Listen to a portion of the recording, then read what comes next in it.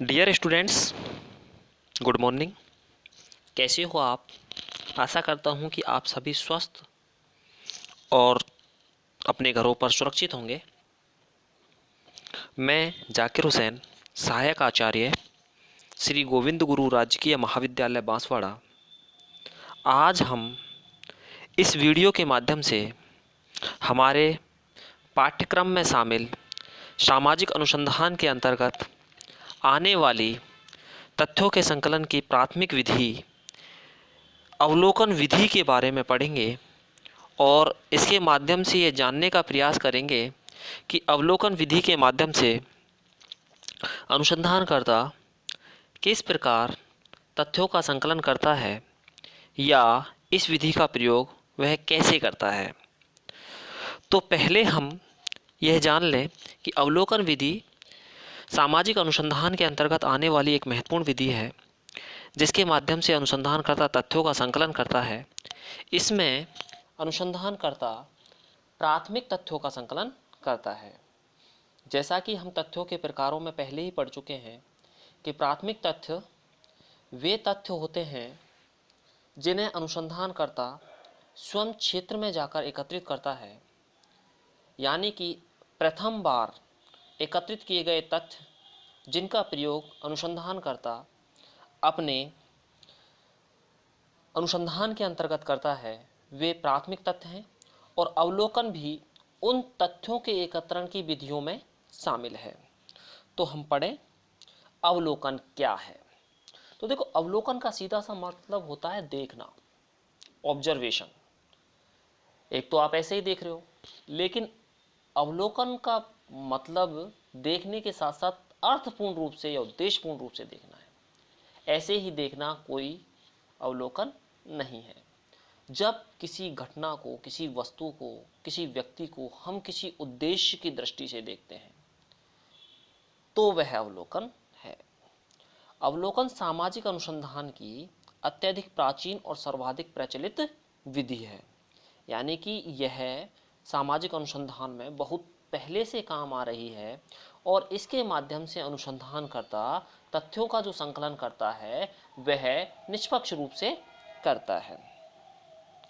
मानव ने अपने चारों ओर के विश्व का प्रारंभिक ज्ञान अवलोकन द्वारा ही प्राप्त किया है। यानी कि मानव ने अपने चारों ओर, अपने समस्त मतलब मनुष्य के चारों तरफ जो भी वस्तुएं हैं, जो भी चीज़ें हैं, जो भी पेड़ पौधे हैं, जो भी सजीव हैं, जो भी निर्जीव हैं, उन सभी का जो ज्ञान प्राप्त किया है वह अवलोकन के माध्यम से ही किया है। अब प्रश्न ये उठता है कि अवलोकन में मानव की सबसे ज़्यादा जो काम में आने वाली इंद्रिय है वो है आँख। यह प्रश्न कई बार कंपटीशन में भी पूछा गया है कि अवलोकन में मानव की सर्वाधिक प्रयुक्त होने वाली इंद्रिय कौन सी है।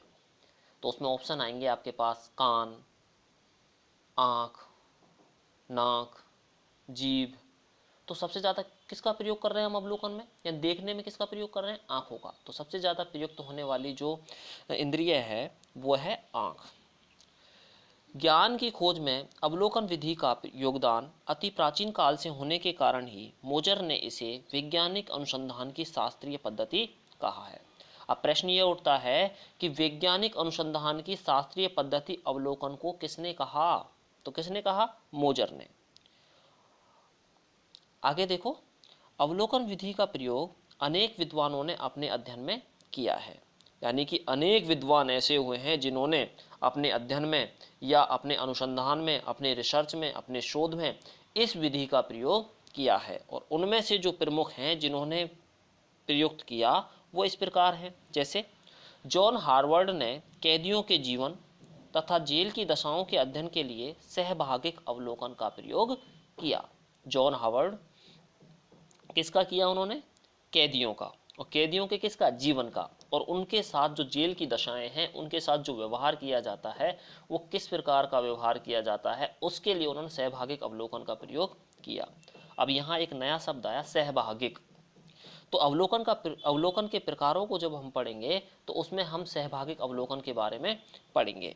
सहभागिक अवलोकन यानी जब अनुसंधानकर्ता जिस समूह का, जिस समुदाय का, जिस व्यक्ति का वह अध्ययन करना चाहता है, उस समुदाय के साथ, उस समूह के साथ या उस व्यक्ति के साथ जब वह साथ रहता है और साथ रह कर के उसकी गतिविधियों का, उसकी दिनचर्या का, उनका अध्ययन करता है, उनके माध्यम से तथ्यों का संकलन करता है, तो वह है सहभागिक अवलोकन।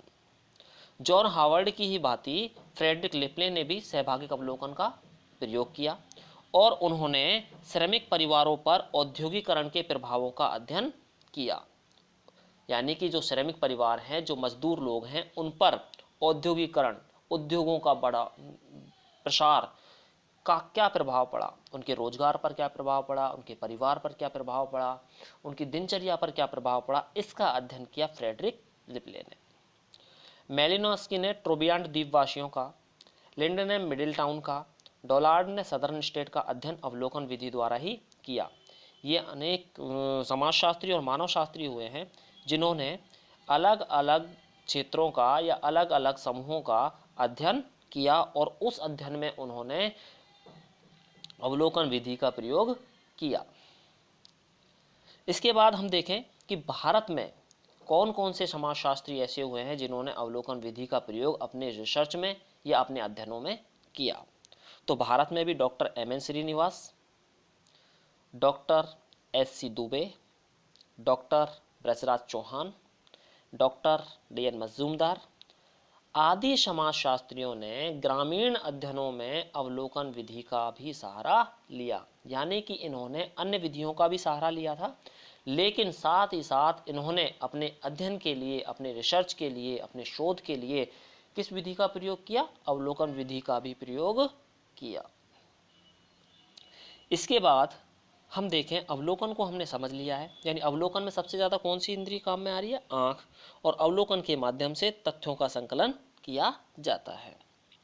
अब आए हम अवलोकन का अर्थ या परिभाषा, यानी अवलोकन क्या है।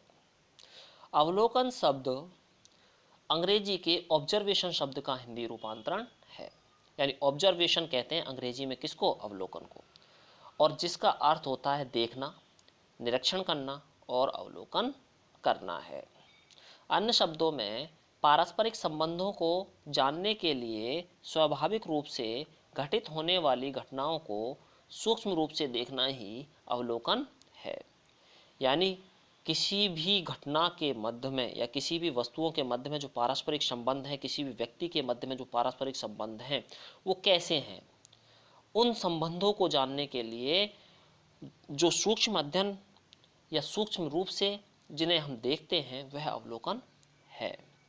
सीधी सी बात यह है कि पारस्परिक संबंधों को जानने के लिए उद्देश्यपूर्ण रूप से किसी घटना को देखना या किन्हीं व्यक्तियों के संबंधों को देखना ही क्या है? अवलोकन है। अवलोकन प्राथमिक तथ्य एकत्रित करने की प्रमुख विधि है। जैसा कि मैं आपको पहले ही बता चुका हूं कि प्राथमिक तथ्य का मतलब होता है वे तथ्य जो अनुसंधानकर्ता द्वारा स्वयं या प्रथम बार एकत्रित किए जाते हैं और जिनका प्रयोग अनुसंधानकर्ता अपने अनुसंधान में करता है, वह है प्राथमिक तथ्य। तथ्य एकत्रण के लिए अवलोकनकर्ता समूह के दैनिक जीवन में भाग लेकर और भाग न लेकर तथ्यों का एकत्रण करता है।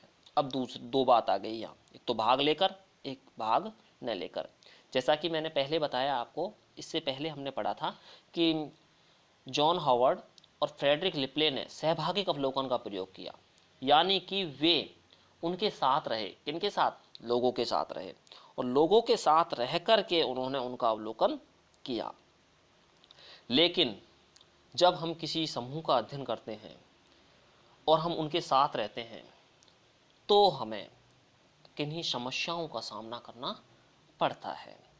तो कभी कभी हम उनके साथ या कभी कभी अनुसंधान करता उनके साथ ना रह करके दूर से देखकर भी तथ्यों का संकलन करता है। उनकी दैनिक क्रियाओं में वह भाग नहीं लेता।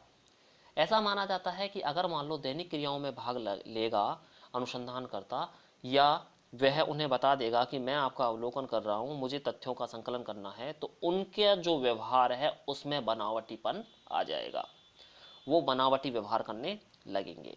इसलिए अनुसंधानकर्ता द्वारा कई बार असहभागिक अवलोकन का भी प्रयोग किया जाता है तथ्यों के संकलन के लिए। तो इसलिए हम कह सकते हैं कि दैनिक जीवन में भाग लेकर और दैनिक जीवन में भाग ना लेकर अवलोकन का प्रयोग किया जाता है, अवलोकन विधि का प्रयोग करते हैं। इन दोनों प्रकारों के बारे में हम विस्तार से पढ़ेंगे। ठीक है, आगे हम देखते हैं। तो ये तो हुआ अवलोकन का अर्थ, यानी कि अवलोकन के माध्यम से हम तथ्यों का संकलन करते हैं और भाग लेकर के भी और भाग ना लेकर के भी हम तथ्यों का संकलन करते हैं।